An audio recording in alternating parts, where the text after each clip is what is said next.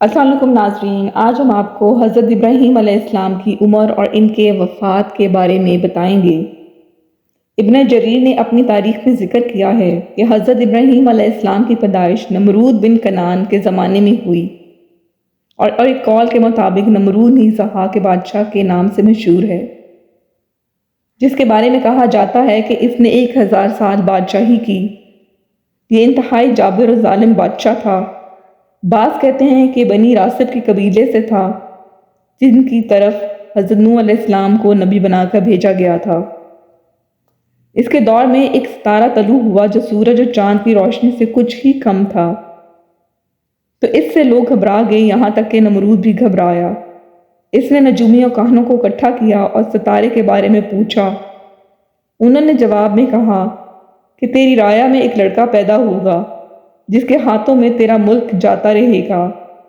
یہ سن کر اس نے حکم دیا کہ کوئی مرد کسی عورت کے قریب نہ جائے، اور اس وقت سے جتنے بھی بچے پیدا ہوں وہ تمام قتل کر دیے جائیں۔ لیکن حضرت ابراہیم علیہ السلام اس زمانے میں پیدا ہو گئے۔ اللہ تعالیٰ نے ان کو اس کے مکر و فریب سے محفوظ رکھا اور اپنے خلیل کی حفاظت فرمائی، حتیٰ کہ وہ اپنی جوانی کو پہنچ گئے۔ اللہ تعالیٰ نے ان کی عمدہ طریقے سے نشو و نما فرمائی۔ حضرت ابراہیم علیہ السلام کی جائے ولادت سوبس ہے، جبکہ ایک قول بابل کا ہے اور ایک قول سواد کا ہے جو کہ کوسی کے قریب ہے۔ حضرت ابن عباس رضی اللہ تعالیٰ کی روایت گزر چکی ہے کہ وہ دمشق کے مشرق میں برزہ نامی جگہ میں پیدا ہوئے۔ جب اللہ تعالیٰ نے نمرود کو آپ کے ہاتھوں ہلاک کروایا تو آپ حران کی طرف کوچ کر گئے، پھر آپ شام چلے گئے اور ایلیا میں رہنے لگے۔ وہیں آپ کے 2 فرزند اسماعیل و اسحاق علیہ السلام پیدا ہوئے۔ ارض کنعان میں حبرون نامی گاؤں میں حضرت سارہ رضی اللہ تعالیٰ آپ کی حیات مبارکہ میں ہی وفات پا گئیں۔ اہل کتاب کے قول کے مطابق ان کی عمر اس وقت 127 سال تھی۔ ان کے وفات سے حضرت ابراہیم علیہ السلام کو صدمہ تھا۔ انہوں نے بنی حیث قبیلے کے ایک شخص افرون بن سہر سے ایک زمین 400 دینار میں خریدی اور وہاں حضرت سارہ رضی اللہ تعالیٰ کو دفن کیا۔ ابراہیم علیہ السلام نے کچھ عرصے بعد اپنے بیٹے اسحاق کا نکاح رفقہ نامی خاتون سے کر دیا، جو بتول بن ناہور بن تارا کی بیٹی تھی۔ حضرت ابراہیم علیہ السلام نے ایک غلام کو انہیں لانے کے لیے بھیجا تو وہ انہیں اونٹ پر سوار خادماؤں اور دودھ پلانے والی عورتوں کے ہمراہ لے آیا۔ پھر ابراہیم علیہ السلام نے خود ایک خاتون کنتورہ سے نکاح فرمایا، جس سے ابراہیم علیہ السلام کے ہاں زمران، یکشان، مازان، مدین، یشاق اور سرج پیدا ہوئے۔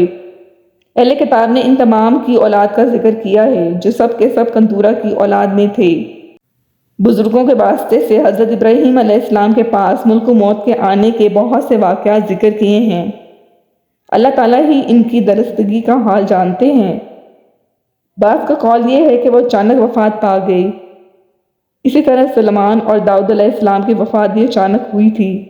اہل کتاب کہتے ہیں کہ ابراہیم علیہ السلام بیمار ہو گئے تھے اور 175 سال کی عمر میں وفات پائی، جبکہ ایک قول 190 سال کا بھی ہے، اور اسی مذکورہ جگہ دفن ہوئے جو کہ حبرون بستی میں ہے۔ یہ وہی جگہ ہے جہاں آپ کی زوجہ سارہ رضی اللہ تعالیٰ مدفون ہیں۔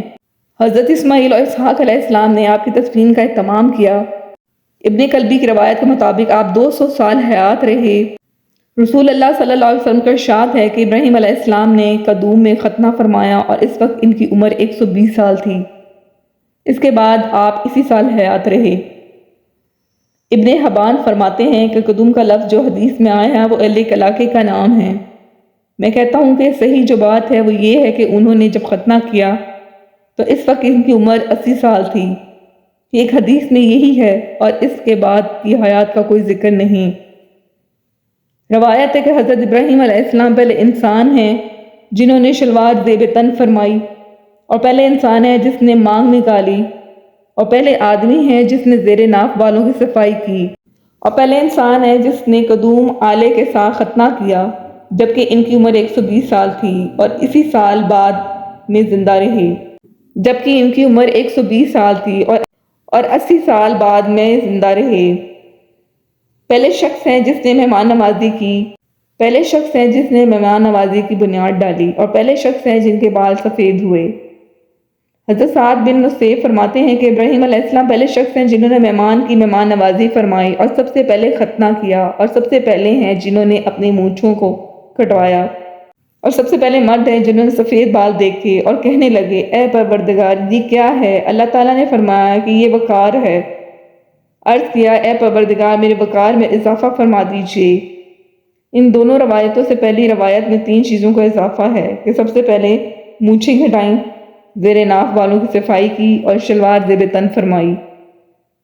حضرت ابراہیم، حضرت اسحاق اور حضرت یعقوب علیہ السلام کی قبور شریفہ کی اس عمارت میں ہیں جسے حضرت سلیمان علیہ السلام نے ہربن شہر میں بنوایا تھا۔ آج کل ہربن کو خلیل کہتے ہیں۔ بنی اسرائیل کے زمانے سے ہمارے زمانے تک کہ ان کی قبر خلیل شہر میں ہے، باقی کون سی جگہ ہے اس بارے میں کچھ متعین نہیں ہے، لہٰذا اس علاقے کا لحاظ کرنا چاہیے اور پورا احترام بجا لانا چاہیے۔